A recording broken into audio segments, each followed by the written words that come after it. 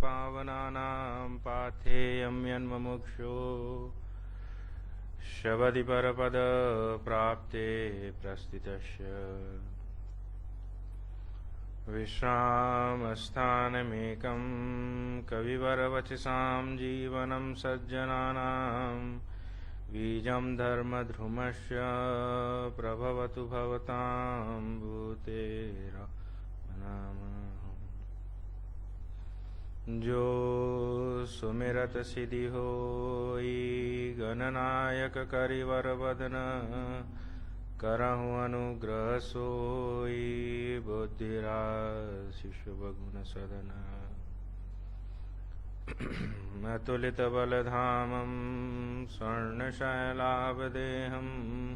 धनुजवन कृशानं ज्ञानिनाम अग्रगण्यम् सकल गुण निधानं वारणानामधीशं रघुपतिवर दूतं वातजातं नमामि।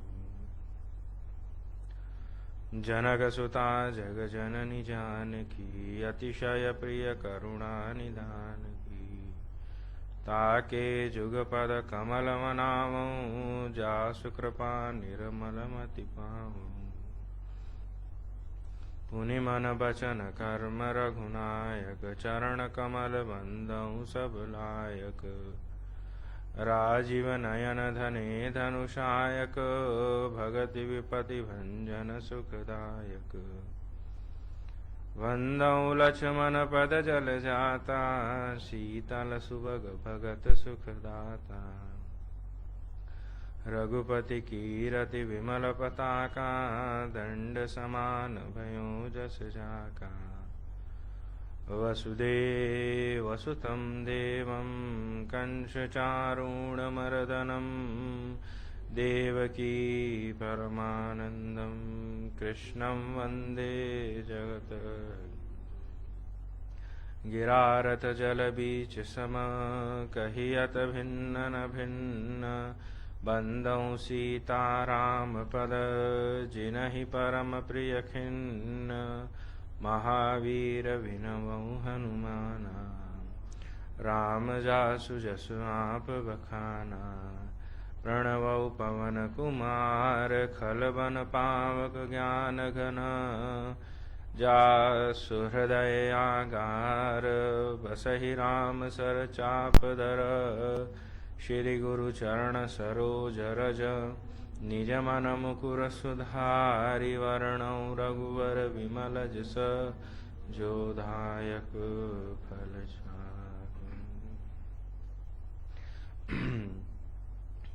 श्री राम जय जय राम। श्री राम जय राम श्री राम जय जय राम। श्री राम जय जय राम।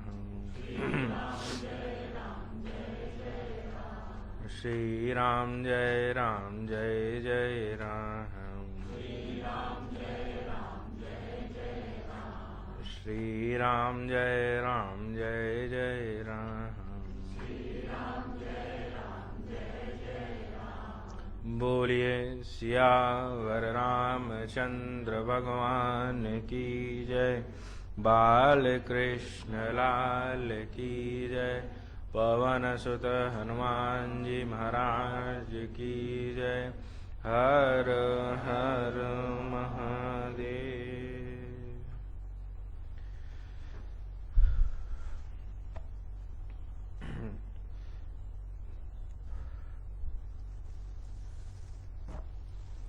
कली पावना अवतार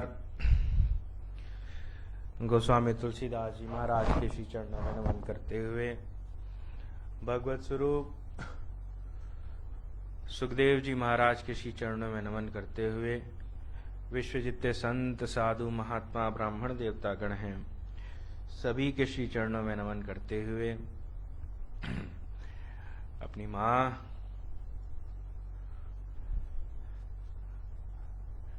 और पिताश्री के श्री चरणों में नमन करते हुए अपने पूज्य दादाजी के श्री चरणों में नमन करते हुए अपने पूज्य गुरुदेव के श्री चरणों में नमन करते हुए आइए उसी प्रसंग पर लौटते हैं जिस प्रसंग की चर्चा आपके बीच में विगत 7 दिनों से चल रही है।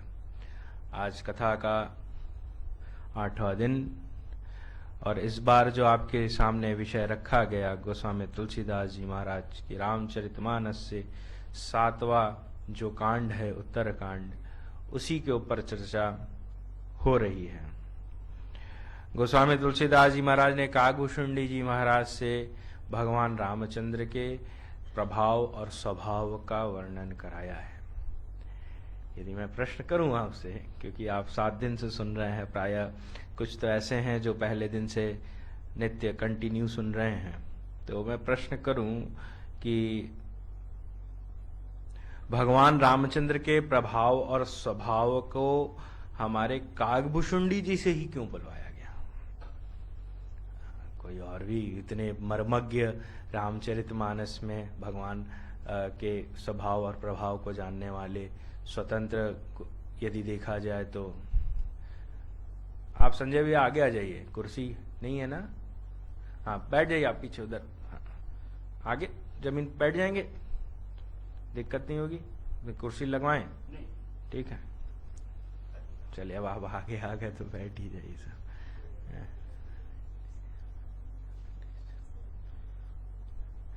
तो हम आपसे पूछ रहे थे कि गोस्वामी तुलसीदास जी महाराज ने कागभूषुंडी जी से ही क्यों? यदि चाहते तो वो किसी और से बुलवा सकते थे। भरत जी महाराज हैं, लक्ष्मण जी महाराज हैं और हनुमान जी भी हैं इटसेल्फ। यदि कहा जाए तो पूरा लिख सकते हैं भगवान के प्रभाव और स्वभाव को, और किसी से भी लिखवा सकते थे, तो कागभूषुंडी जी से ही क्यों? कोई भी बोल सकता था।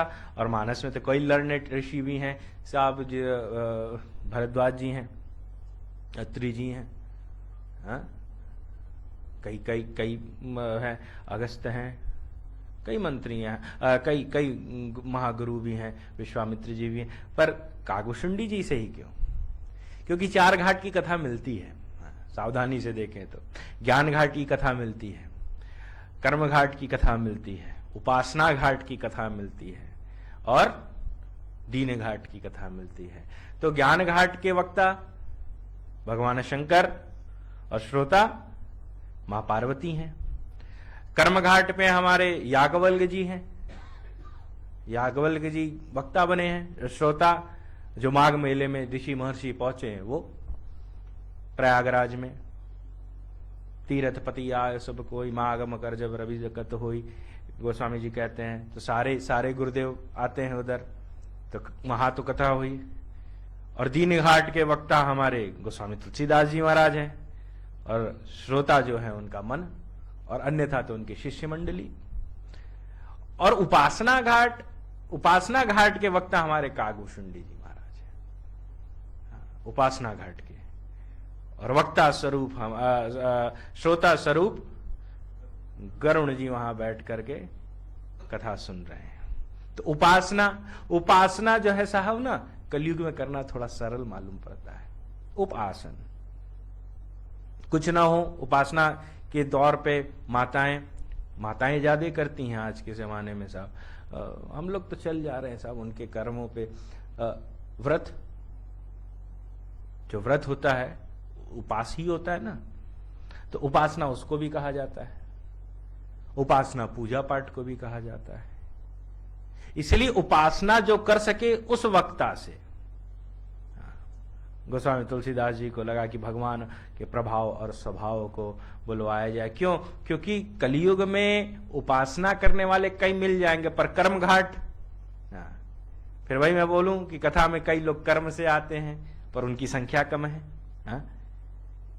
कर्म सुधारने वाला ज्ञानी के सामने चाणक्य कहा करते थे कि ज्यादा ज्ञानी मिल जाए साहब तो उसके सामने भी नहीं बोलना चाहिए, और ज्यादा मूर्ख मिल जाए तो उसके सामने भी नहीं बोलना चाहिए, क्योंकि ज्ञानी को लगेगा कि मेरे सामने अपनी पंडिताई झाड़ रहा है, इससे बड़े ज्ञानी तो हम। ज्ञानी जो हमेशा अहंकार में रहता है, चतुराई चौपट करे ज्ञानी गोता खाए। ज्ञान के साथ यदि वैराग्य और भक्ति है तो साहब फिर आप राम स्वरूप हो सकते हो, पर बड़ा कम मिलता है कि जो ज्ञानी व्यक्ति हो उसमें शीलता हो, उसमें करुणा हो, उसमें कृपा हो, बहुत कम मिलता है। और दीन में सबका प्रवेश है। तो दीन घाट के वक्ता ने उपासना घाट के वक्ता से कहा कि भगवान के प्रभाव और स्वभाव को यदि आप बोलेंगे ना तो इसका कलयुग में अद्भुत प्रभाव होगा। इसलिए काकभूषुंडी जी महाराज ने भगवान रामचंद्र के प्रभाव और स्वभाव को उत्तरकांड में गरुण जी के सामने गाया है। शिवज पूज्य चरण रघुराई, मोह पर कृपा परम मृदुलाई। बस प्रभाव और स्वभाव। उसके बाद तो भगवान काकभूषुंडी जी जो है अपने एक्सपीरियंस को शेयर कर रहे हैं कि अस स्वभाव कहीं सुनहु न देखऊं, तेहि खगेश रघुपति समले हूँ। यहाँ गोस्वामी तुलसीदास जी कहते हैं कि हमारे काकभूषुंडी जी कहते हैं, काकभूषुंडी जो अपने एक्सपीरियंस को कि मैंने ऐसा स्वभाव न सुना न देखा, इसीलिए जो राम का प्रभाव है और जो राम का स्वभाव है वो अद्भुत मालूम पड़ता है। वैसे हमारे भगवान कृष्ण का भी है, भगवान कृष्ण का भी प्रभाव और स्वभाव, दोनों अवतार तो एक ही हैं। जो अंतर करे साहब उसको तो गोस्वामी तुलसीदास जी ने एक शब्द में कहा है कि राम और कृष्ण में अंतर करने वाले को मूढ़ कहा जाता है। हाँ, जिसको बुद्धि होते हुए भी बुद्धि न हो, जो राम और कृष्ण में अंतर करे। तो हमारे भगवान रामचंद्र का प्रभाव कि कल तो साहब आपके सामने बात भी हुई भगवान के प्रभाव की और भगवान के स्वभाव की। तो आइए जो बचे किचे पात्र हैं और जो विशेषण हैं उसके ऊपर भी चर्चा कर लें, क्योंकि शेष 2 ही दिन बचे हैं। हाँ, और इसमें साहब हमारे जैसा साधारण रामायणी अपने दादाजी की कृपा पात्र से महीनों भगवान के प्रभाव और स्वभाव पे गाया जा सकता है, पर अपनी भी सीमाएं हैं साहब, अपनी भी एक मर्यादा है, जो व्यास परंपरा की मर्यादा है उसको लेते हुए आइए जो बचे कुछ विशेषण हैं उसके ऊपर दृष्टि डालते हैं।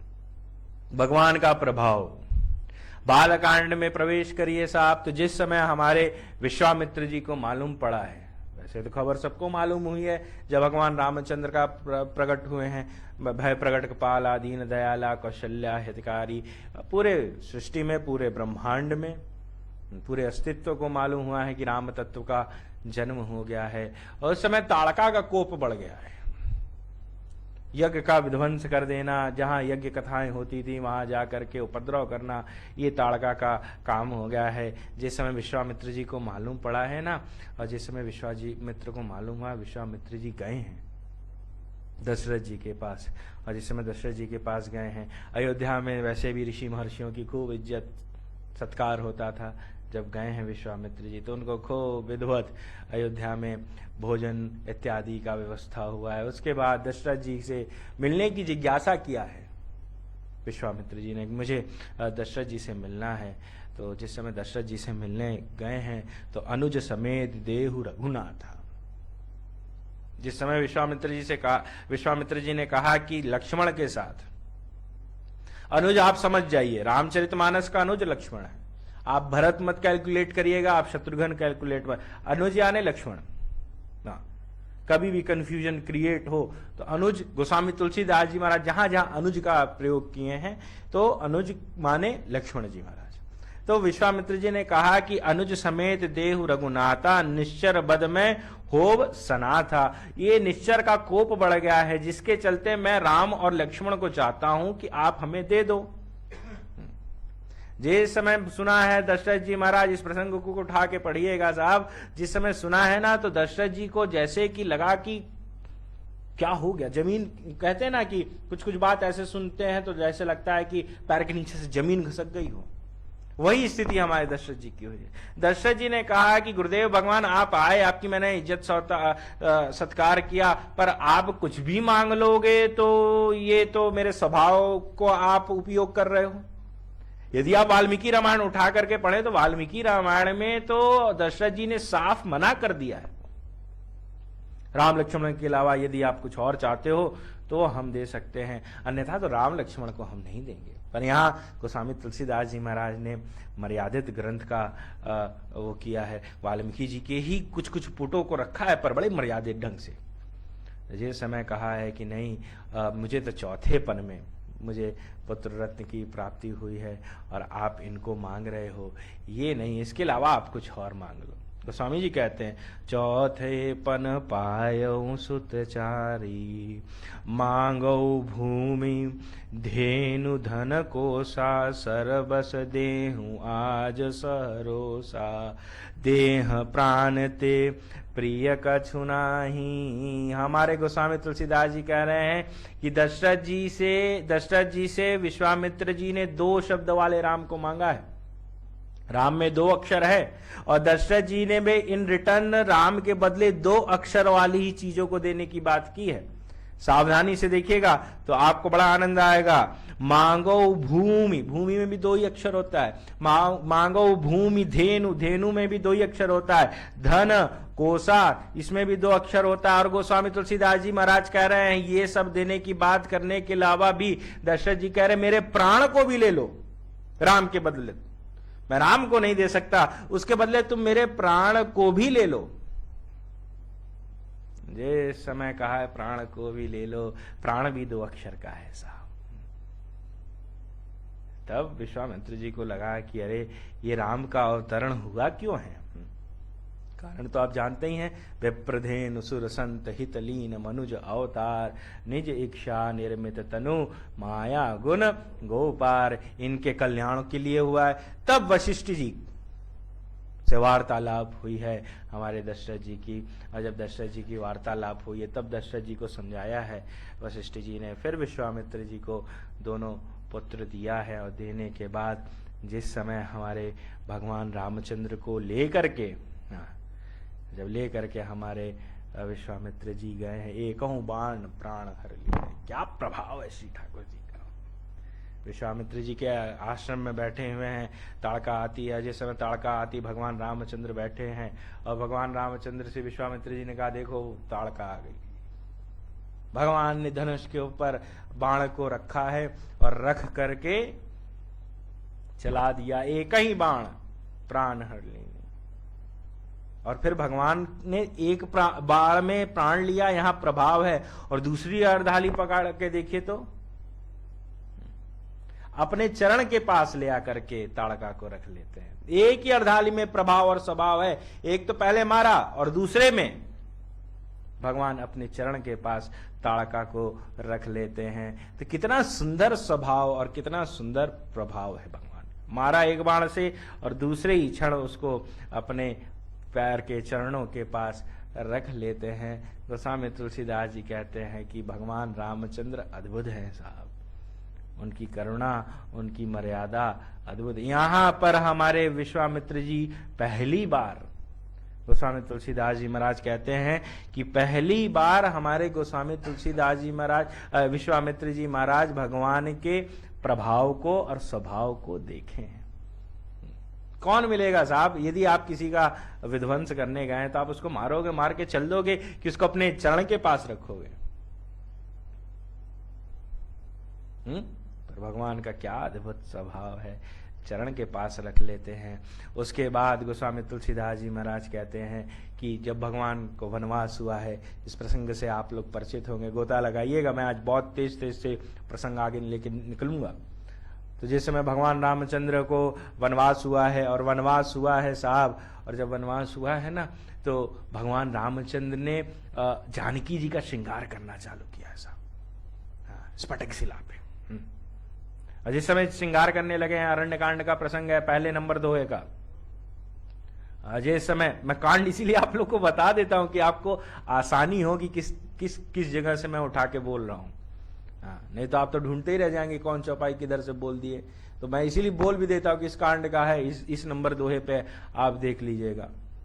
तो जिस समय हमारे गोस्वामी तुलसीदास जी वर्णन करते हैं कि हमारे भगवान रामचंद्र मां जानकी का श्रृंगार कर रहे थे, गोस्वामी जी लिखते हैं, एक बार चुनि कुसुम सुहाए, निज कर भूषण राम बनाए। जिस समय हमारे भगवान रामचंद्र भूषण बना करके और माँ जानकी का श्रृंगार कर रहे थे, उस समय नाम लेना नहीं पसंद किए हैं, इंद्र का पुत्र आया है।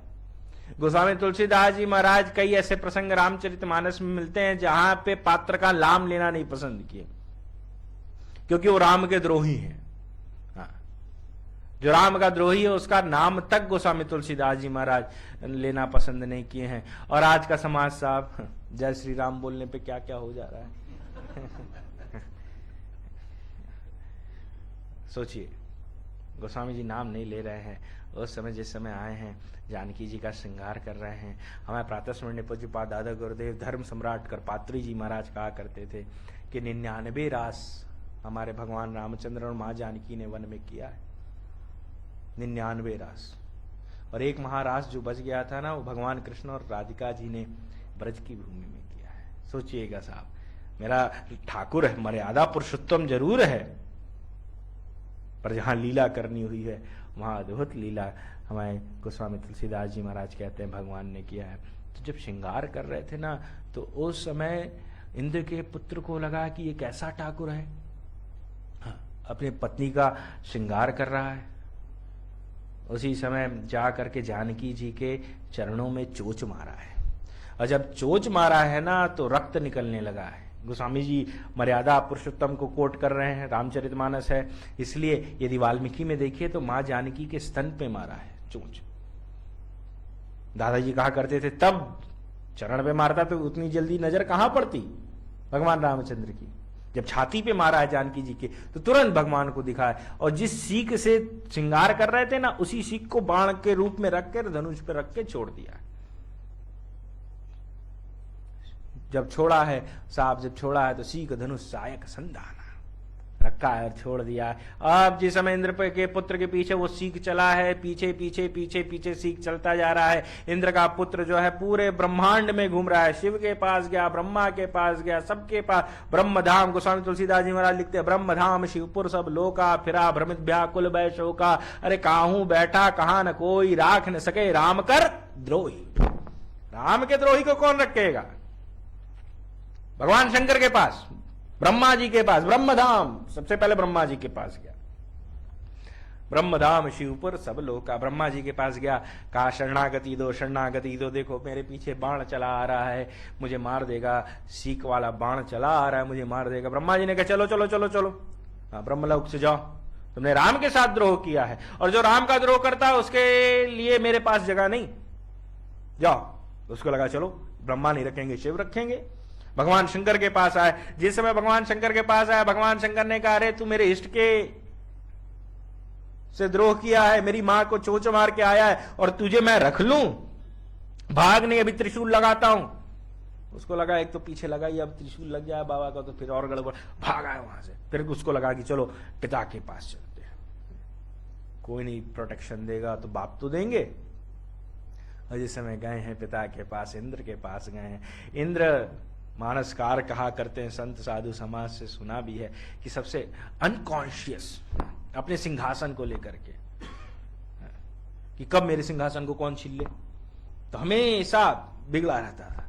जिस समय गया है, पुत्र गया है, तो कहा अरे यदि मैं तुझे अपने शरण में रख लूं तो मेरा सिंहासन चला जाएगा, और मेरा सिंहासन चला जाएगा तो बड़ा गड़बड़ हो जाएगा, मैं भी तुझे अपने शरण में नहीं रखने वाला।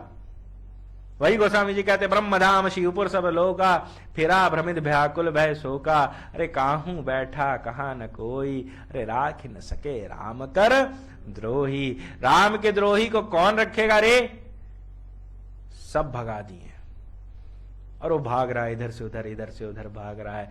तब तक नारद जी महाराज की दृष्टि बढ़ गई है साहब, नारद जी की दृष्टि बढ़ गई। नारद देखा विकल जयंता, लागी दया कोमल चित संता। जिस समय नारद जी की दृष्टि पड़ी है साहब, उठा करके मानस पढ़िएगा, संत दरस जी में पातक टरई। संत के दर्शन मात्र से साहब आपके पूरे पाप समाप्त हो जाते हैं। समझिएगा आप सावधानी से, संत के दर्शन से। और फिर मैं मामा जी बोलूं कि संत के लक्षण क्या है? मेरी आत्मीयता इसलिए मैं इनको परेशान करता हूं, आप लोग घबराइएगा मत। हाँ, मैं कुछ बोलूं तो मामा भांजे का तो चलता ही है सब। हाँ, संत के लक्षण क्या होते हैं? मैं कई बार बोल चुका हूं, दादाजी के शब्दों में भी बोला हूं, अपने भी शब्दों में। संत के लक्षण क्या होते हैं? गोस्वामी जी ने कोई लक्षण नहीं होते। समय सुलभ सब दिन सब देशा, सब दिन है, सारे देश में है, हर कहीं है। कोई पैंट शर्ट वाला भी संत हो सकता है, त्रिपुंडधारी भी संत हो सकता है, वैष्णव तिलक वाला भी संत हो सकता है, कोई भी संत का कोई क्लासिफिकेशन नहीं है कि हाँ ये संत है, ये संत है, ये संत है, ये संत है, कोई क्लासिफिकेशन नहीं है। समय सुलभ सब दिन सब देशा। दादाजी एक शब्द में कहा करते थे, जो अपने अंत को जानता है ना यार, वो संत होता है। और अंत व्यक्ति भूला हुआ है। भूमि परत बा डावर पानी, और जन जीव ही माया लपटानी। और सब आके माया में लपट जाते हैं, काम धाम सब उसमें लपट जाते हैं सब। और जहां ईश्वर की तरफ बढ़ना चाहिए, मैं नहीं कहूं कि आप 24 घंटे खाली राम राम राम राम सीताराम सीताराम सीताराम सीताराम करो। हाँ, नियम अनुसार जितना समय मिले, आपको समय मिले, आपके पास खूब समय है तो आप जितना समय दे सको, 2 घंटा 3 घंटा। करपात्री जी महाराज तो कहा करते थे कि अपने धंधे को 10-10 घंटा व्यक्ति देता और ठाकुर को 2 घंटा भी नहीं दे सकता है। और फिर भगवान के पास जाएगा, कहेगा कि कृपा करो ठाकुर। अरे तो ठाकुर के साथ हिसाब भी तो ठीक कर। अपने 10 घंटे देता है और इधर 2 घंटे देता है। जब रेशियो बराबर होगा तब ना काम होगा साहब। इस बात कोई दबाव नहीं है कि आप इतने देर इतने घंटे बैठ करके, जितने देर मौज लगे यार करना चाहिए। आजकल की साहब जो युवान पीढ़ी है, मैं युवानों को बोलूं, और जो मेरे उम्र के माँ बाप हैं और मेरे से 5, 7, 10 साल बड़े माँ बाप हैं, अपने बच्चों को संस्कार दो, नहीं तो आने वाले समय में आपको ही कठिनाई मिलेगी। हाँ। दादाजी कहा करते थे, जैसा बोओगे वैसा काटोगे। केवल रेस में सब परेशान है, और ये रेस जो है वो एंडलेस है, इसका अंत कहीं नहीं है। मेरा बच्चा किसी से कमजोर क्यों रहे? ये जो संस्कार है साहब, आज 90s के हम लोग हैं ना, इसलिए हम लोग में थोड़ा है। और ये जो 2000 और 2010 के बाद की जितनी भी जनरेशन है, उनसे साहब ऐसा एक मेरे पास व्हाट्सएप आया था कि एक बच्ची गई हनुमान जी के मंदिर में, अब कभी गई नहीं होगी, देख करके मूर्ति को कह रही, तेरा मुंह क्यों फूला हुआ है रे? अब उसके माँ बाप समझा ही नहीं होंगे यार कि हनुमान का स्वरूप ऐसा ही है। आज माँ बाप भी पढ़ाते हैं तो कंपटीशन क्रैक करने के लिए पढ़ाते हैं कि मेरा बच्चा जो है अच्छा पढ़ लेगा, अच्छा लिख लेगा तो अच्छा पैसा कमाएगा। नाम कमाने के पीछे तो साहब वो पीढ़ी समाप्त हो गई जो नाम कमाने वाली थी।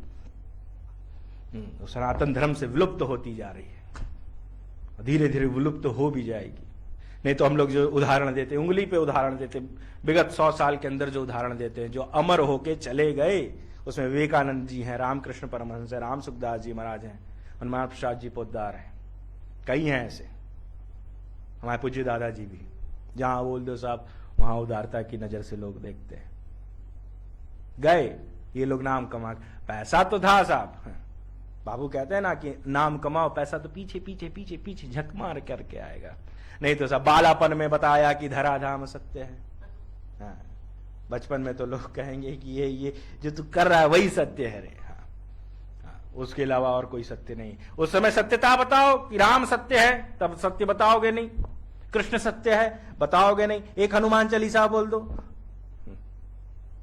हनुमान चालीसा में मेरा अद्भुत एक कहा जाए तो कमांड है साहब, और मैं बार बार बोलता हूं और मेरे साथ घटती है, इसलिए मैं सबको प्रेरित करता हूं कि आप, आज मेरे को डॉक्टर विधावन देखने आए थे, वैसे देखते ही मुझे, मैं 6 महीने पे आता हूं तो देखते हैं, उन्होंने भी अपने हनुमान चालीसा का एक्सपीरियंस बताया। पहले तो माता लोग देती थी, जब साहब पढ़ने बच्चा जाता था कि ले हनुमान चालीसा का पाठ किया कर, तो आपकी माँ ने दिया, आप भी करो ना यार। करो। तो उस समय तो भालापन में बताया कि धराधाम सत्य है, जवानी में बताया कि अर्थ काम सत्य है। बच्चा जवान होगा तो कहेगा यार पैसा कमा, यही सत्य है। पैसा रहेगा तो जमाना पूछेगा,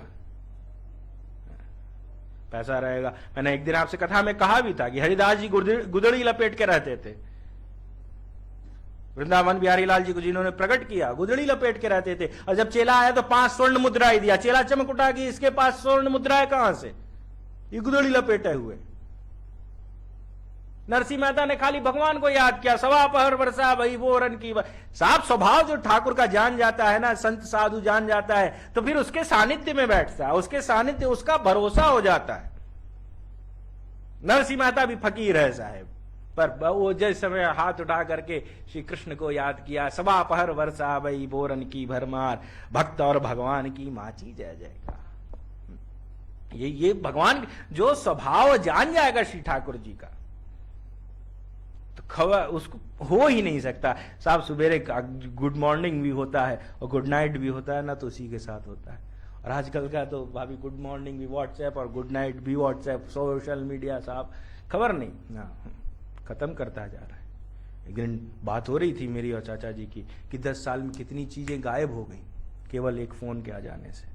लोगों की सोचने की क्षमता, कुछ भी होता है गूगल कर लो, cut cut cut cut cut, हाँ खत्म। लोग सोचना छोड़ दिए। बालापन में बताया कि धराधाम सत्य है, जवानी में बताया कि अर्थ काम सत्य है, जब पक्षी पिंजड़े में से उड़ चला। दादाजी का बड़ा प्रिय पद्य था, करता नहीं है, और जब पक्षी निकल जाता है, यहीं तो हृदय है ना, हृदय में ही तो श्री ठाकुर जी रहते हैं। ईश्वर गीता बोलती क्या, गीता मिथ्या बोलती है? हमारे गोस्वामी तुलसीदास जी महाराज बोल रहे हैं कि हृदय में ही राम निवास करते हैं, क्या वो गलत बोल रहे हैं? जब पक्षी पिंजरे में से उड़ चला तो लोगों ने बताया कि राम नाम सत्य है। तब लोग बताएंगे यार, तब तो हड़ताल लगी रहती है, तब सुनोगे नहीं। तो इससे अच्छा साहब कि जब बिया डालते हो ना, तो उसी समय बिया जो है एकदम काम का डालो, कि आपको आने वाली जो समय है, पीढ़ी है, उसमें कठिनाई ना हो। हाँ, कठिनाई ना हो। संत का दर्शन पड़ा है, जब संत की दृष्टि पड़ी है, और जब संत की दृष्टि पड़ी है तो गोस्वामी जी को लगा कि नहीं, संत के दर्शन से पाप समाप्त, संत दरस जी में पातक टरे, पाप समाप्त, सारे पाप समाप्त हो जाते हैं दर्शन मात्र से। तो इसलिए उनको लगा चलो यार दर्शन हो गया तो अब इसका नाम लिखो। कथा ऐसी मिलती है साहब शास्त्रों में कि 4 चोर चोरी की एक गांव में, सुबेरे से चोरी करने के लिए बाबा निकले। अब कहीं चोरी हुई नहीं, जिस घर में जाए उस घर में साहब ठन पाल, कुछ था ही नहीं। उनको लगा यार कुछ नहीं मिला, भोजन करने के लिए भी कुछ नहीं मिला। तो ऐसा है, घूमते घूमते सब थक गए। तो जब थक गए ना साहब, तो एक बाबा की कुटिया दिखाई पड़ी, महात्मा की, संत की। उस कुटिया में घुस गए। अब उस कुटिया में बाबा जो थे साहब, कढ़ाई पे खूब सुंदर खिचड़ी बना रहे थे, खूब सुंदर खिचड़ी बन रहा था। खिचड़ी आया साहब, खिचड़ी बने देसी घी डाल करके, का पंडित जी गदगद उसकी खुशबू। लाला को सवेरे कर्मा भाई जब खिचड़ी खिलाया था एकदम, लाला तो मस्त रहे साहब। अब खिचड़ी की अदा भी अपनी अपनी होती है साहब, बनाने वाली की। तब उसको लगा बाबा के यहाँ व्यवस्था है, जुगाड़ है, कुछ ना कुछ मिल जाएगा। तो उस समय गए हैं सब संत के पास, कहे बाबा सुबेरे से भूख लगा है, कुछ पाए नहीं है, कुछ मिल जाता। बाबा ने कहा बड़े सही समय से आए हो, अभी खिचड़ी चढ़ाया है, चलो बैठो भजन करो। हाँ भजन करो, ऐसा है खिचड़ी बनता है तो हम तुमको खिलाते हैं। अब जीवन भर जिसने चोरी की वो भजन कहां से करेगा साहब? हाँ, जो चोरी किया हो भजन कहां से करेगा? तो कहा ये ले माला देते हैं, ये माला दे दिया सबको, एक एक माला दे दिया कि ले जा बैठ भजन कर।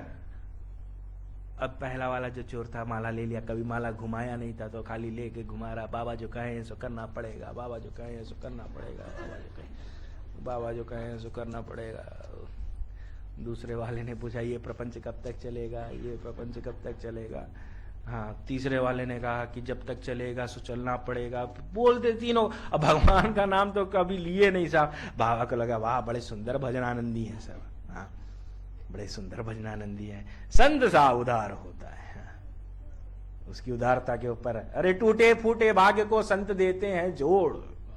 हाँ, संत की परिभाषा में क्या बोलूं यार, टूटे फूटे भाग्य को संत देते हैं जोड़। अरे संत बिचारा क्या करे, हम मुख लेते हैं, हम मुड़ जाते हैं। सीधे सीधे कनेक्शन होता है भगवान और संत का, इस बात को समझ लीजिएगा। बाबा को लगा यार बड़ा सुंदर भजनानंदी है सबने, मेरे कहने से जब तक खिचड़ी बनी तब तक भोजन माला किया। उस समय सुनिएगा, सुनकर चमक उठेंगे। उस समय संत ने क्या किया कि अरे सब सवेरे से भूखे हैं और मेरे कहने पे भजन भी किया है, तो क्यों ना मैं इनको अपने हाथों से भोजन कराऊं। ले जा करके थाली में और एक एक कौर बना करके उन चोरों को भोजन कराया है। संत का हृदय जो बड़ा उदार, भोजन कराते ही, हाथ से भोजन कराते ही उन सबों का भाग्य पलट गया। यही जयंता का भी भाग्य पलटेगा। नारद जी मिल गए। नारद जैसा संत कोई नहीं जो श्रीमन नारायण श्रीमन नारायण श्रीमन नारायण हमेशा बोलने वाला। अब वो बोल रहा है कि अरे तुझे कोई भी इस लोक में रखने वाला नहीं, जो रखने वाला उसके पास तू जा ही नहीं रहा। जहां मार के आया है चोंच उसी के पास जा, और ये सीख से मत डर। ये सीख तुझे सीख देने के लिए श्री ठाकुर जी छोड़े। नहीं तो भगवान के बाण में इतनी ताकत है कि वो तुरंत काम करती है। ऐसे दुर्वासा जी के पीछे हमारे भगवान कृष्ण ने सुदर्शन को छोड़ा था, क्योंकि दुर्वासा जी जो भगवान कृष्ण के भक्तों को खूब परेशान करना चालू किए थे, खूब। तो भगवान ने कहा कि मेरे भक्तों को परेशान करते, रुको तुमको समझाते हैं। दुर्वासा जी के पीछे सुदर्शन को छोड़ दिया। भाई दिन भर भागे हैं दुर्वासा जी, अंत में भगवान कृष्ण के पास गए हैं। तब भगवान कृष्ण ने कहा है कि मेरे भक्तों को मत परेशान किया करो दुर्वासा जी महाराज, ये तो सीख देने के लिए तुम्हें सीख छोड़ा है, इसलिए जा उन्हीं के शरण में जा। जिस समय हमारे भगवान के शरण में आया है जयंता, गोस्वामी तुलसीदास जी महाराज कहते हैं कि छो को कृपाल रघुवीर सम। हमारे गोस्वामी जी लिखते हैं कि रघुवीर जैसा कृपालु तो कोई हो ही नहीं सकता। जिसकी पत्नी के ऊपर कौवे ने, जयंता ने प्रहार किया, उसके ऊपर श्री ठाकुर जी कृपा कर रहे हैं। वाह वाह रे राम, ऐसा स्वभाव तो हम देखे नहीं। आया है ना तो पहले जानकी जी के, हाँ जानकी जी के चरण पे गिरा। तब जानकी जी ने क्या किया कि धीरे से उसके सर को उठा करके भगवान के चरण पे रख दिया है। और जानकी जी साहब क्या बात है, परम उदार। अरे जगदम्बा है साहब, जगदीश की पत्नी है, कोई साधारण है? कोई साधारण नहीं है। उठा करके पढ़ लीजिएगा, जब तक लंका में रही एक भी राक्षस को हानि नहीं पहुंची है, जब तक भगवान युद्ध करने नहीं गए एक भी राक्षस को।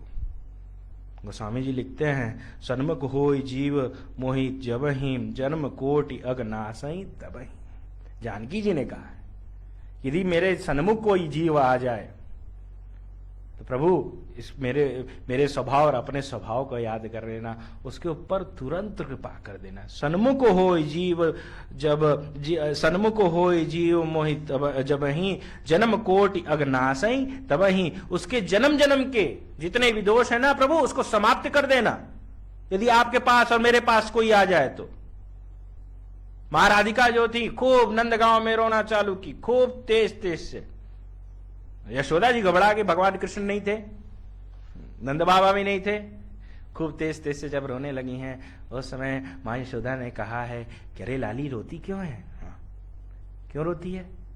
तो उस समय कहा कुछ नहीं, मुझे बस बरसाने भेज दो, मुझे बस बरसाने भेज दो। जिस समय कहा बरसाने भेज दें, कहा हाँ हाँ मुझे बरसाने बस भेज दो। जिस समय बरसाने गई हैं, जब बरसाने गई हैं ना साहब, तो उस समय अपने पिता वृषभानु जी के पास गई हैं और वृषभानु जी के पास जा करके और कहा है कि मेरा सबसे ऊंचा मंदिर बनवाओ, क्योंकि कलयुग आने वाला है। और भगवान ने एक दुआ लिख दिया है, हाँ, मेरा सबसे ऊंचा मंदिर बनवाओ। क्यों? क्योंकि नीचे से भी कोई आए तो कृपा होगी, ऊपर से भी कोई आएगा तो कृपा होगी, इसलिए मेरा सबसे। और उठा करके देख लीजिएगा, ब्रज में आप जाते ही हैं, हाँ, ब्रज में सबसे ऊंचा मंदिर बरसाने में मां राधिका का है। उस समय वृषभानु जी ने कहा आखिर माजरा क्या? कहा नहीं बस बनवाओ। भगवान कृष्ण आए हैं, जिस समय नंदगांव में मालूम हुआ है कि राधिका वापस बरसाने चली गई हैं, यशोदा जी ने बताया कि खूब रो रही थी, बरसाने वापस हमने भिजवा दिया वृषभानु जी के पास। उस समय भगवान कृष्ण भी गए हैं। जिस समय गए हैं मां राधिका के पास, तो राधिका जी से पूछा, राधे सुना कि तू खूब रो रही थी, तू खूब रो रही थी? तो कहा हाँ रो रही थी। क्यों रो रही थी? इसलिए रो रही थी ना कि आपने ये अर्धाली क्यों लिखवा दिया कि निर्मल मन जन सो मोहि पावा मोहि कपट छल छिद्र। प्रभु निर्मल मन वाले कितने होंगे? कलयुग आने वाला है, प्रभु इस अर्धाली को बदलो। जब तक इस श्रद्धालु को बदलोगे ना, मेरे हृदय में जो कष्ट उत्पन्न हुआ है वो उत्पन्न रहेगा ही। इस श्रद्धालु को बदलो तो कहा क्या लिख दे, तो कहा ये लिख दो, सन्मुख हो जीव मोहि जबहि। इसको लिखो तब ना आनंद आएगा कि जो हम लोग के सन्मुख आए उसका कष्ट आप तुरंत हर लो, उसका हृदय उदय टेस्ट मत करना, काम क्रोध मद मात्सर्य है मत टेस्ट करना, बस कृपा कर देना। यदि कृपा करोगे ना साहब तो लोग आते जाते रहेंगे, और निर्मल मन वाले साहब जितने हैं ना जल्दी मिलने वाले नहीं कलयुग में। इसीलिए प्रातः स्मरणीय पूज्यपाद गुरुदेव हमारे गुरु शरणानंद जी महाराज कहा करते हैं कि आप कथा सत्संग भजन करने से ना आपके हृदय में काम क्रोध मद मात्सर्य जो है ना उसका रेशियो कम हो जाता है, खत्म नहीं होगा।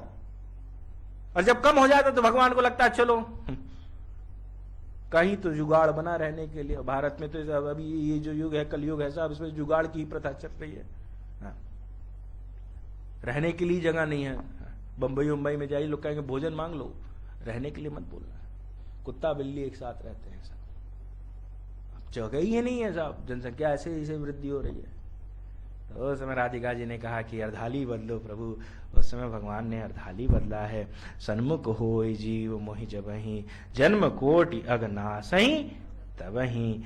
माँ कृपालु होती है, माँ जानकी, माँ राधिका, ये लोग कृपालु हैं साहब। कितनी कृपा, अब मैं क्या क्या बोलूं यार। लोग भगवान रामचंद्र के ऊपर दोष देते हैं कि भगवान रामचंद्र ने धोबी की बात सुन करके, धोबी की बात सुन करके और जानकी जी को वन के लिए भेज दिया। क्या ये सत्यता है क्या? ऐसा आप भी इस बात को कबूल करते हो? संजय भैया मानते हैं इस बात को? सुने तो यही है, सब यही सुना है, यही सुना है। पर मैं आज जो बोल रहा हूं ना उससे आपके कंसेप्ट क्लियर हो जाएंगे। हो सकेगा तो मैं थोपूंगा नहीं, मैं जो बोलने जा रहा हूं उसको आप सावधानी से सुनिएगा। वाल्मीकि जी ने जिस समय वाल्मीकि रामायण लिख लिया ना, नारद जी की कृपा से, क्रौंच पक्षी की कृपा से जब लिख लिया, तब हमारे वाल्मीकि जी को लगा यार हमने लिख तो लिया पर इसको बोलेगा कौन? कौन बोलेगा? हमने एक दिन कहा था लिखना आसान है, बोलना कठिन है साहब। व्यास भगवान ने लिख तो दिया श्रीमद् भागवत नारद जी की आशीर्वाद से, पर इसको बोलेगा कौन? सबसे बड़ा प्रश्न है। वाल्मीकि जी के मन में यही बार बार होता था कि मैंने तो वाल्मीकि रामायण लिख लिया जानकी जी के आशीर्वाद से, प्रभु के आशीर्वाद से, पर मैं इसको प्रचार कौन करेगा, बोलेगा कौन? जिस समय मन में ये भाव आया है ना साहब, तो उठा करके वाल्मीकि रामायण और आदि संतों को सुन के पढ़ लीजिएगा साहब। उस समय जानकी जी के मन में भी यही भाव आया है, अयोध्या में बैठी हुई थी साहब। भोजन बनाना, शेफ अलग होता है और वेटर अलग होता है। जो भोजन बनाता उसी से आप कहो कि ऐसा है कि सबको जिमा भी दो, तो उसके साथ वस्त्र में हल्दी लगा रहेगा, मसाला लगा रहेगा, नमक इत्यादि लगा रहेगा, वो जिमा नहीं सकता। और वेटर से आप कहोगे कि आप जिमा दो तो वो जिमा देगा। पर व्यक्ति वही जिमा सकता है जो खुद तृप्त हो। जो भूखा व्यक्ति है ना वो जिमा नहीं सकता, वो खिला नहीं सकता। सावधानी सुनिएगा, जो खुद तृप्त होता है ना वही भंडारा चला सकता है, वही भोजन करा सकता है। बनाने वाला अलग है, परोसने वाला, परोसाई जो करता है वो अलग होता है। और परोसाई जो करता है वो तृप्त होगा तब। मैं तृप्त हूं, मेरे अंदर मेरे दादाजी के गुण हैं, मुझे उन्होंने शिक्षा दी है, मानस की चौपाइयां मेरे दिमाग में उतारी हैं, तब मैं आपके सामने बोल ले रहा हूं। किसी में आपको कह दिया जाए कि आप बैठो और एक दिन की प्रभाव स्वभाव की चर्चा करो, आप कहोगे मुझे मालूम नहीं तो मैं क्या करूं? और जो अतृप्त होता है साहब, जो अतृप्त है उससे कह दो संजय भैया कि चलो भोजन परोसो, तो साहब 4 पूड़ी परोसने के बाद गिनेगा 5वां खा रहा है, 6वां खा रहा है, फिर वो गदगद होके खिलाएगा नहीं, गिनेगा अरे राम राम राम राम 4 गुलाब जामुन खा गया यार। अतृप्त है। जो तृप्त है वो आपको जिमाते जिमाते परेशान कर देगा साहब। नहीं और खाओ, नहीं और खाओ, नहीं और खाओ। प्रातः स्मरणीय पूज्यपाद दादा गुरुदेव मानस जी कहा करते थे कि साहब 3 ही व्यक्ति भोजन जिमा सकता है। व्यक्ति 3 ही है जो भोजन जिमा सकता है। गुरु भोजन जिमा सकता है,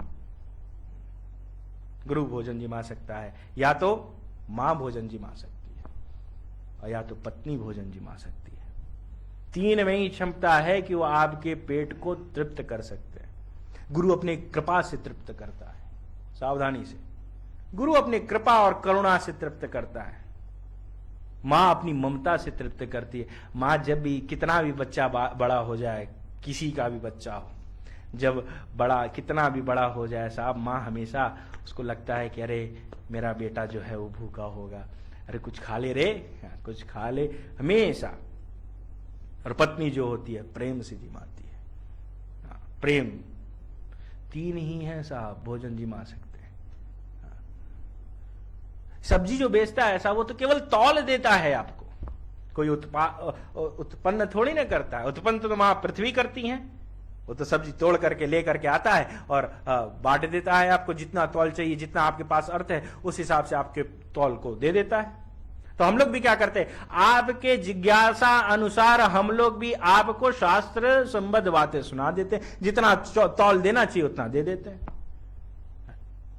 कोई वो सब्जी वाला जा करके खेत में से सब्जी थोड़ी ना तोड़ता है।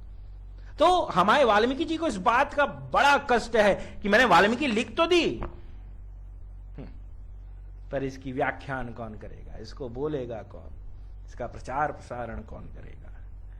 जिस समय जानकी जी के मन में भी ये बात आई है, जानकी जी ने कहा वाल्मीकि जी महाराज परेशान मत हो, मैं अयोध्या में कुछ ऐसी योजनाएं बनाती हूं ना, इस योजना के तहत मैं आऊंगी आपके आश्रम, और मेरे हृदय में प्रगति जो करुणा है उसको मैंने अपने गर्भ में रख लिया है। इसीलिए मां जानकी ने योजना बनाई है। प्रातः स्मरणीय पूज्यपाद दादाजी तो कहा करते थे कि राम ने थोड़ी ना जानकी जी को निकाला, राजा राम ने, भगवान रामचंद्र ने भी क्यों निकाला कि लवकुश जब जन्म लेना तो अयोध्या वासियों के प्रति उनके मन में कोई द्रोह ना हो, कोई संदेह ना हो। नहीं तो द्रोह हो जाएगा साहब, प्रजा के प्रति द्रोह हो जाएगा कि मेरी मां के प्रति ये ऐसे ऐसे प्रश्न उठे थे, तो साहब उनकी जो मनोस्थिति होगी वो अच्छी डेवलप नहीं होगी। इसलिए ये योजना बनी है साहब। योजना के तहत मां जानकी जिस समय कहेंगी मैं सब व्यवस्थित करके अयोध्या में, और फिर वाल्मीकि जी महाराज आपके पास आती हूं। और जिस समय वाल्मीकि जी के पास गई हैं, वाल्मीकि जी से कहा है कि हृदय रूपी करुणा जो मेरे गर्भ में है, उनका जब जन्म होगा ना तो वही वाल्मीकि रामायण का प्रचार करेंगे साहब, वही करेंगे। और लवकुश ने किया भी है साहब। मेरे पास समय नहीं है, खबर नहीं, मुझे मौका लगेगा तो मैं कभी ना कभी किसी ना किसी कथा में बता दूंगा। जिस समय लवकुश कथा गायन करते थे ना, तो सुनने में आता है साहब कोसों कोसों का व्यापार ठंडा पड़ जाता था, व्यापार चलता ही नहीं था जब लवकुश बैठ करके राम कथा का गायन किया करते थे। तो जानकी जी तो अब योजना के तहत वाल्मीकि रामायण के प्रचार, राम कथा के प्रचार के चलते वन को गई हैं। लोग कहते हैं धोबी के चलते, चलो साहब जो है सो है। गोस्वामी जी ने तो रामचरितमानस में नहीं लिखा ऐसा कहीं भी, कहीं मिलता होगा। हाँ, चलो छोड़ो। जानकी जी का स्वभाव है, हमारे माँ राधिका का स्वभाव है कि साहब भक्तों के ऊपर कृपा करती हैं श्री ठाकुर जी के आशीर्वाद से।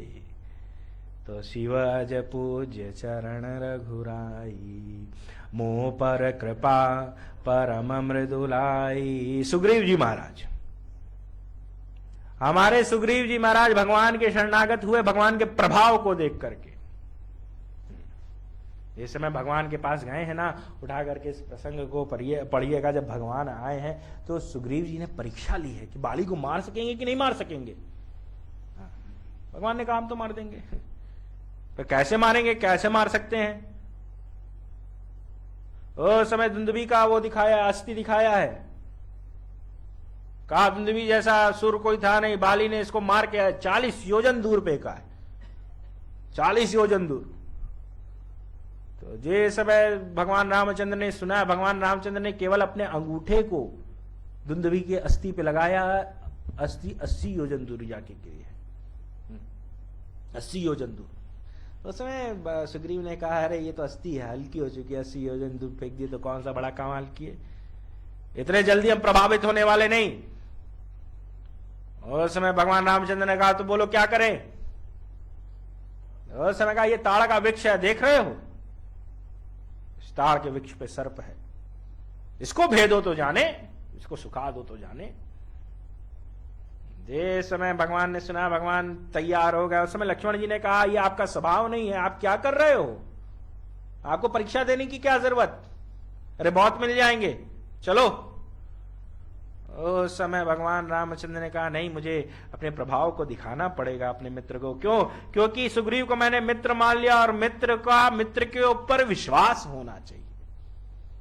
सुग्रीव को मेरे ऊपर विश्वास नहीं होगा ना साहब, तो फिर काम बनने वाला। भगवान की ये सोच है कि उसको मेरे ऊपर विश्वास होना चाहिए। भगवान ने, और जो सर्प था, उस सर्प ताड़ का वृक्ष जो था ना, राजा बलि ने लगाया था, बाली ने। और राजा बाली जब लगाया है बाली ने ना, तो उस समय सर्प को देखा, तो सर्प को मारने की चेष्टा किया।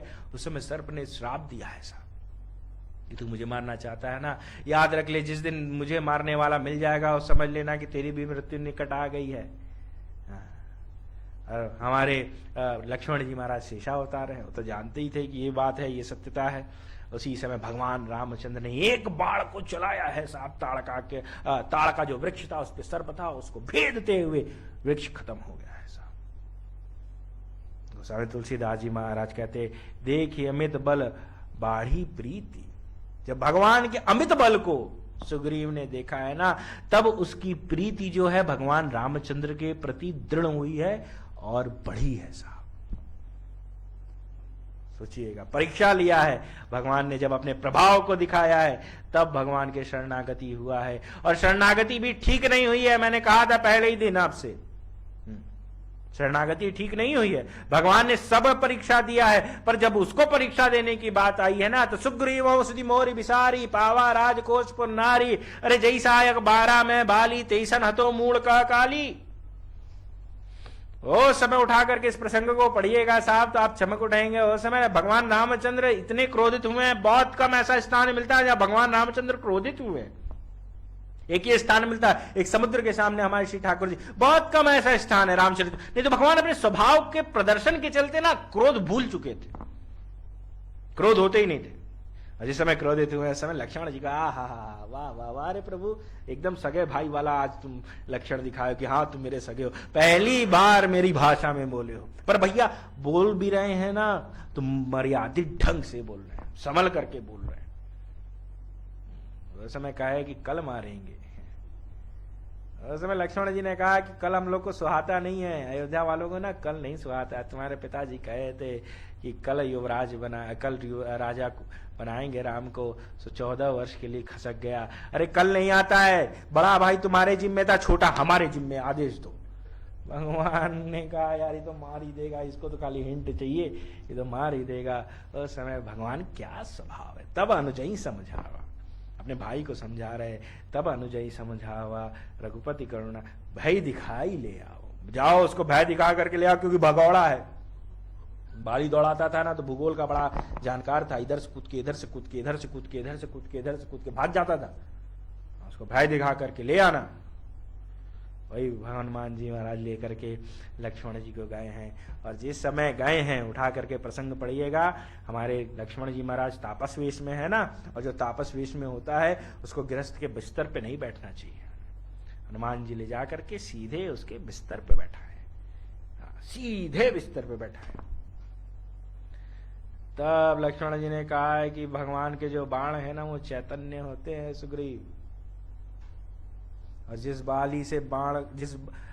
से बाली को मारे है ना, वो बाण जो है संकीर्ण नहीं है, और वो रास्ता संकीर्ण नहीं है, चलता फिरता है। और भगवान ने कहा है जैसा सहायक मारा मैं बाली, जैसे मैंने बाली को मारा वैसे ही सुग्रीव को मारेंगे, यानी उसी बाण से मारेंगे। और जिस रास्ते सुग्रीव को भेजे हैं, बाली को भेजे, उसी रास्ते सुग्रीव को भेजेंगे, यानी कि वो रास्ता चलता फिरता है।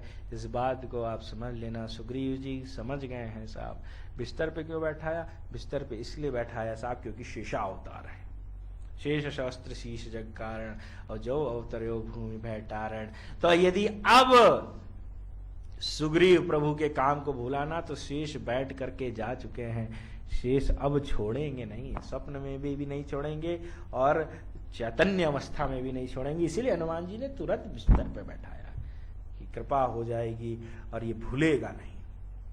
तो सुग्रीव भगवान के प्रभाव से प्रफुल्लित होकर के फिर भगवान के शरण में, और फिर 14 सुबट को और बंदर भालुओं को भेजता है कि जाओ जाकर के जानकी जी की खोज करके आओ। तो साहब भगवान का स्वभाव और प्रभाव। 5 जन शंख जिसमें भगवान कृष्ण ने रखा है युधिष्ठिर जी के निवेदन पे। भगवान कृष्ण ने कहा था कि जब सारे ब्राह्मण साधु खा करके चले जाएंगे ना, तो 5 जन शंख जो है वो बज उठेगा, सब चले गए और 5 जन शंख बजा नहीं, 5 जन शंख बजा नहीं। भगवान ने इस यज्ञ में, हमने एक दिन सूत्र दिया था कि इस यज्ञ में भगवान ने ब्राह्मणों का पाद सम्माहन किया है, जितने भी ऋषि महर्षि हैं सबका पाद सम्माहन किया है, क्योंकि चरण जो है भगवान का घर है। इसीलिए बच्चा जब पैदा होता है, देखिए अपने पैर का अंगूठा जरूर चूसता है। भगवान कृष्ण ने भी चूसा और भगवान रामचंद्र ने भी जरूर, क्योंकि ये घर होता है भगवान का। आप गुजरात की तरफ चले जाएं, हमारे बनारस में भी कई साधुओं को, महात्माओं को हमने देखा है, पर गुजरात में प्राय हर व्यक्ति अपने अंगूठे में चंदन लगाता है, हर व्यक्ति, क्योंकि भगवान का घर है।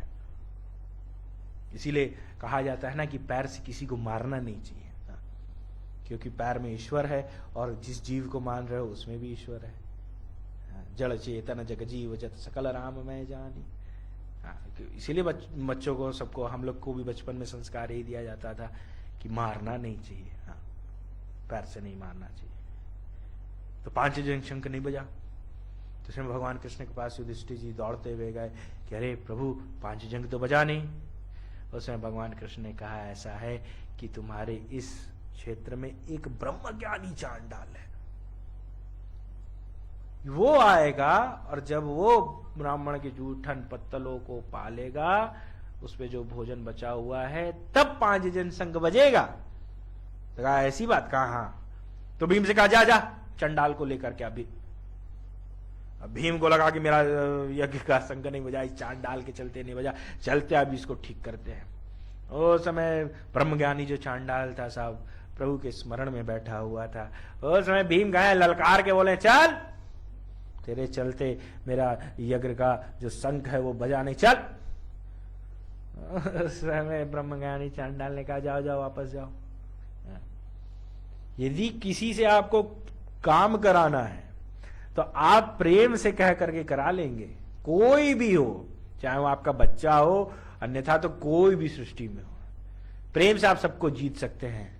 दाव दे करके साहब कहीं ना कहीं आप उस समय तो निकल जाओगे, पर समय घूम करके आता है और आपको पश्चाताप कराता ही कराता है। इसीलिए हमेशा हमारे राम सुखदास जी महाराज बोलते थे कि मीठा बोलो, मीठा बोलो, बोली हमेशा मीठा। किसी से भी, कितने भी बड़े आप हो जाओ, कितने भी उद्योगपति हो जाओ, पर बोलने की जो कला है वो हमेशा मीठी होनी। आप देख लीजिए, प्रमाण बहुत मिल जाएंगे इस संसार में। उस समय भीम से कहा जाओ जाओ, हम नहीं आते। जब भीम आए वापस कहे आके युधिष्ठिर जी से कहा, उसने तो हमको डांट दिया, हम नहीं आते, अब हम क्या करें। तो युधिष्ठिर दौड़ते हुए वापस गए हैं भगवान कृष्ण। वो तो कहता नहीं आते। तो कहा किसको भेजे थे, कहा भीम को भेजे थे। कहा अरे नहीं रे, भीम से कहाँ आएगा, अर्जुन को भेजो। हाँ, अर्जुन को भेजो। उसे जिस समय अर्जुन गए हैं, अर्जुन ना सोने की पालकी को लेकर के गए हैं, सोने की पालकी, चलेंगे उसको उसमें लेकर के आएंगे। और जिस समय सोने की पालकी लेकर के गए हैं अर्जुन, और अर्जुन जब गए हैं तो उठा करके पढ़िएगा। उस समय अर्जुन से कहा है तुम कौन हो, तो कहा अर्जुन है। भगवान कृष्ण आपको याद कर रहे हैं, यज्ञ का बड़ी मर्यादा के साथ मीठी बोली में बोले हैं, हम आपका इंतजार बाहर कर रहे हैं, आप आवे। और जिस समय आए हैं, वो जो ब्रह्मज्ञानी चांडाल बाहर आए हैं, दिखा है कि सोने की पालकी है। हाँ, सोने की पालकी है। उस समय कहा ना ना ना ना, मैं इस पालकी से नहीं चलूंगा, हाँ, चलो तुम्हारे यज्ञ में चलते हैं। और जिस समय यज्ञ में प्रवेश किया, भगवान कृष्ण दौड़े हैं साहब पाद सम्मान करने के लिए, हाँ, चले पैर धोए। जिस समय पैर धोने के लिए दौड़े हो समय ब्रह्मज्ञानी चांडाल हाथ उठा करके कहा, कृष्ण खबरदार आगे मत बढ़ना, तुम हमको पहचान रहे थे, हम तुमको पहचान रहे हैं, खबरदार आगे मत बोलना, बस बता दो कि कहाँ जूठन है और कहाँ खाना है। भगवान कृष्ण ने इशारा किया है, जा करके जूठन खाया है, पर वो पांचजन्य शंख बज उठा है साहब। तो भगवान के स्वभाव का वर्णन कहां तक किया जाए यार। जानत हो हर लखन भरत हनुमान सो। क्या बोलूं यार, 8:05 हो गया, भरत जी पे बोलना था, पर ऐसे ऐसे वो हो जाते हैं। तो क्या आप सुनाएं कि कल के ऊपर छोड़ें? हाँ, सुना दें, समय है ना आपके पास? कई लोग ऐसे ऐसे हो रहे हैं, तो मुझे लग रहा है कि भरत जी उठाओ तो फिर आप 10 मिनट तो चाहिए। समय है ना आप लोग के पास? हाँ, पर्याप्त, ठीक है। चाय पिला दीजिएगा, कथा हो जाए सब, क्योंकि सब ऐसा जैसे नशे में जमाने में हम भी तो पिला जरूर दीजिएगा। हाँ, आप लोग चाय लेके जाइएगा। भरत जी महाराज को इस बात का अहंकार है, अहंकारी है नहीं, चमकिएगा मत, पर इस बात का अहंकार है कि मेरे से अच्छा श्री ठाकुर जी का स्वभाव कोई नहीं जानता। ऐसा गोस्वामी तुलसीदास जी महाराज कहते हैं, भरत जी को इस बात का अहंकार है, मैं जानो निज नाथ स्वभाव, मेरे से अच्छा श्री ठाकुर जी का स्वभाव कौन जानेगा। उस छंद को उठा करके, अयोध्या कांड के छंद को उठा करके पढ़िए, तब आपको आनंद आएगा। सिया राम प्रेम पीयूष पूरन होत, जन मन भरत को। सिया राम प्रेम पीयूष पूरन होत, जन मन भरत को। मुनि मन अगम जम नियम, समदम निमिष व्रत आचरज को। मुनि, जिसको याद है, अगम जम नियम समदम निमिष व्रत आचरज को। कली काल तुलसी से सटहि हटि, राम सन्मुख करत को। सिया राम प्रेम पीयूष पूरन होत, जन मन भर। जितना को हमारे भरत जी महाराज के लिए आया है ना रामचरितमानस में भगवान के स्वभाव को लेकर के, उतना को किसी के लिए नहीं है। तुम जानो प्रभु मोर स्वभाव, भरत मोह की अंतर काहो। हमारे हनुमान जी महाराज से भगवान रामचंद्र ने कहा कि मेरे और भरत के बीच में कोई अंतर नहीं है। तुम जानो कपि मोर स्वभाव, भरत मोह की अंतर काहो। जितना को शब्द का प्रयोग समझ लीजिएगा। सिया राम प्रेम पीयूष पूर्ण होत, जन मन भरत को। मुनि मन अगम जम नियम सम विशरद, भरत आचरज को। कलिकाल तुलसी से सटनी हटि, राम सन्मुख करत को। भरत चरित कर नेम तुलसी जय सादर सुनई।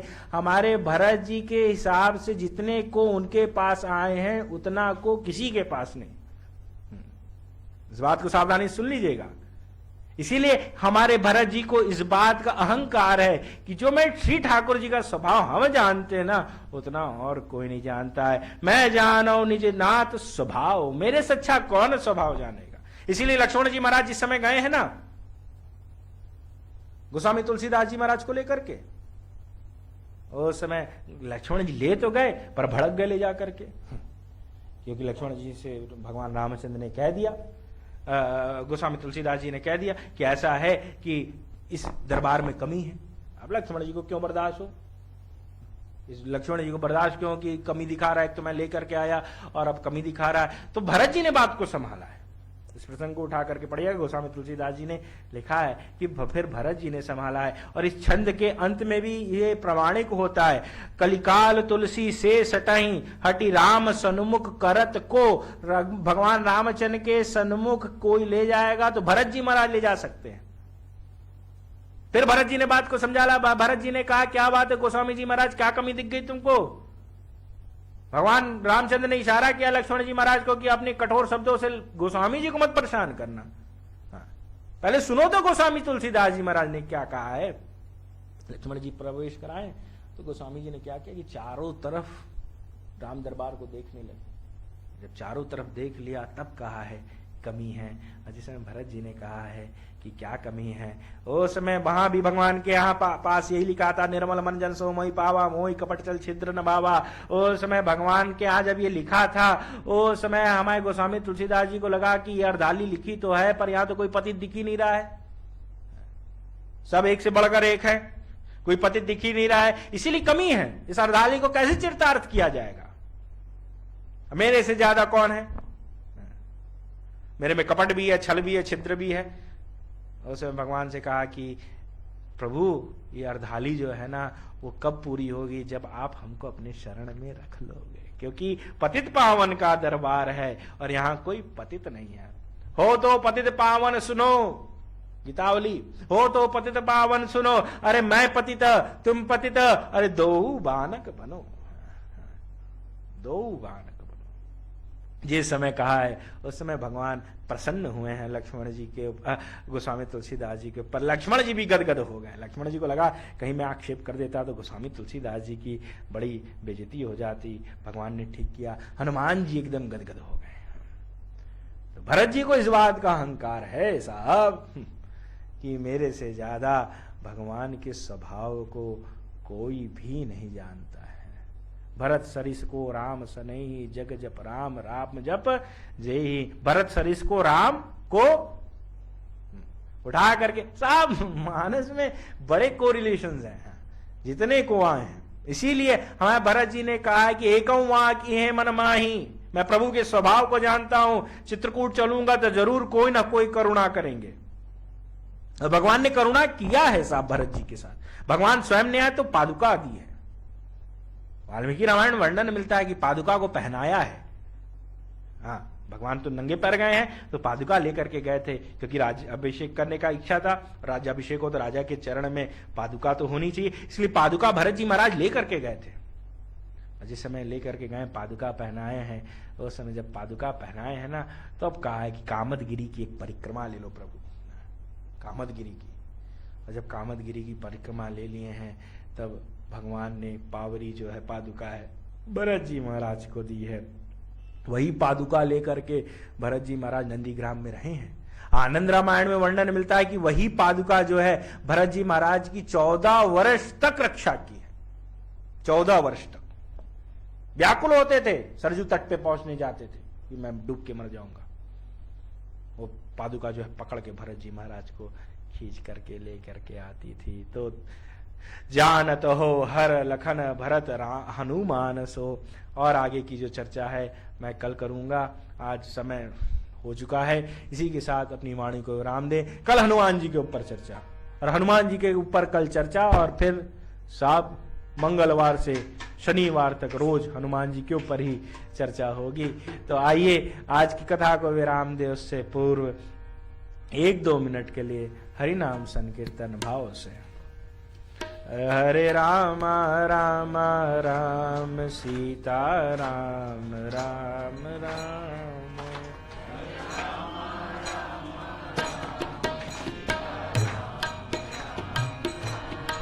हरे राम राम राम सीता राम राम राम।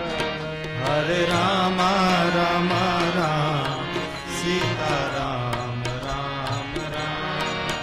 हरे राम राम राम सीता राम राम राम। हरे राम राम राम सीता राम राम राम। हरे राम राम राम सीता राम राम राम। हरे राम राम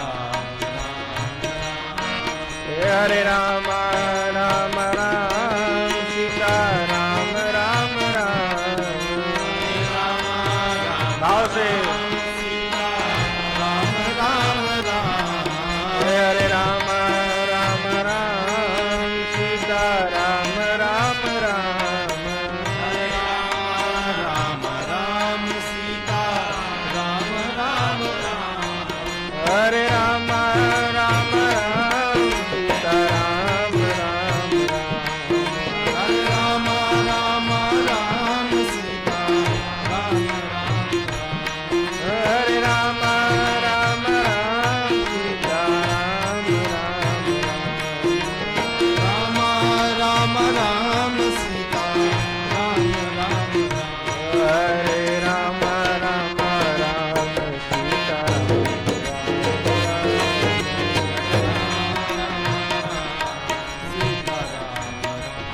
हरे राम राम राम सीता राम राम राम हरे राम राम